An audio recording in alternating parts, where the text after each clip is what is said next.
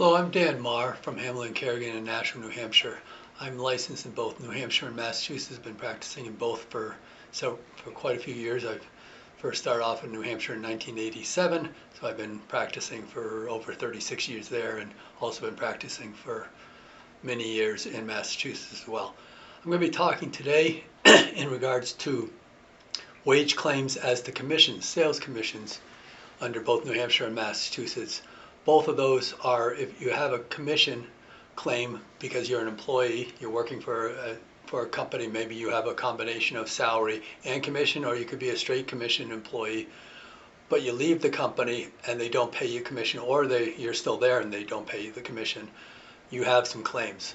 The wage statute in Massachusetts, also there's a Massachusetts Wage Act that can be up to 3 times the wages owed if you show that you're owed the commissions, and there's a certain process you have to go through to deal with that.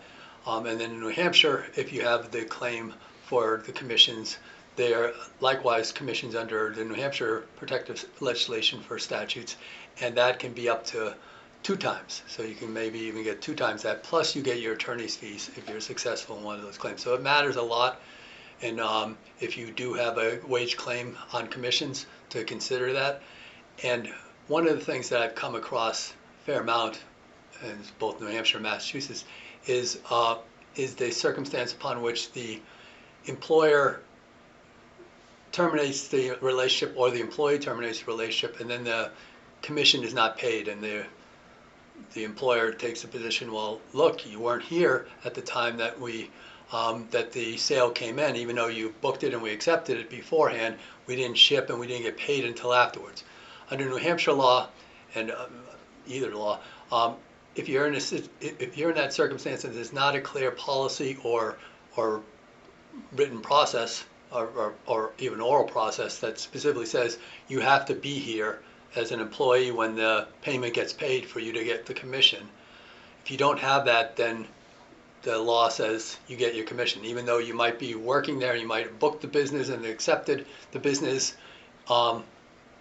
just before you left, and then you left and the company didn't pay, the project wasn't finished until 6 months afterwards. You might still be entitled to that commission unless there's a clear policy that says otherwise, and usually that it's in writing. There might be a commission policy that's in writing that you've signed off on that says you can't do that. But that's very important, because a lot of employers don't think about the situation of, well, do I owe the commission when the employee is no longer here? They don't deal with the termination of the employment relationship, and if they don't, this can be a problem for the employer. That the employer might even be in a situation where they even have somebody now new in the sales force, in that sales territory, and they're promising them the commission, plus they have the previous employee that they might be obligated to pay. So that would be quite a burden if they didn't put that clearly in writing. The response by the employer saying, you know that you don't get paid until we get paid, and you weren't an employee here, so how would you expect to get paid? Not good enough. You're going to lose on that as an employer if you're considering that argument. That's the full amount of that argument. You have to very clearly say that if you're terminated, or you're in a relationship, whether you with or without cause, and whether the person resigns or not, in that situation, if you say that, and you say if we don't get paid by the time you're still an active employee or a real employee with us, then you don't get paid. If you put that in writing, then you're going to be entitled to defense saying, I don't owe that commission, but otherwise you are owing the commission. Another circumstance that I'm seeing more and more develop is where the employer does have that policy, and then the only reason that they're firing the person is because there's really good commission coming and they want to avoid paying that commission. So this employee did a dream job that wasn't expected, and there was going to be a huge commission on this, and they fire the person really to avoid paying the commission. They say, you're an employee, well, we can do whatever we want, and you're out of luck. Massachusetts has a very clear signal of implied duty of good faith and fair dealing, even though you're an employee, well, that you can't do that to avoid the commission. New Hampshire may have that situation, so if you have that circumstance, you want to consider that.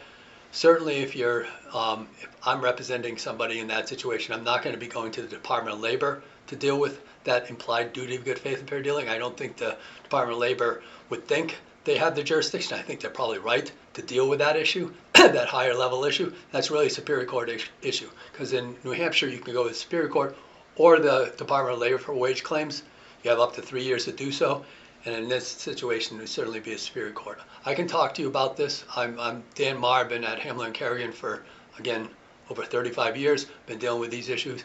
You can contact us at 603-883-5501. That's 603-883-5501. Or check out our website, which is nashvillelaw.com. That's nashvillelaw.com.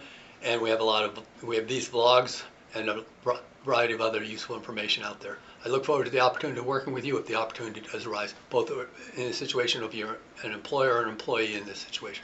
Thank you.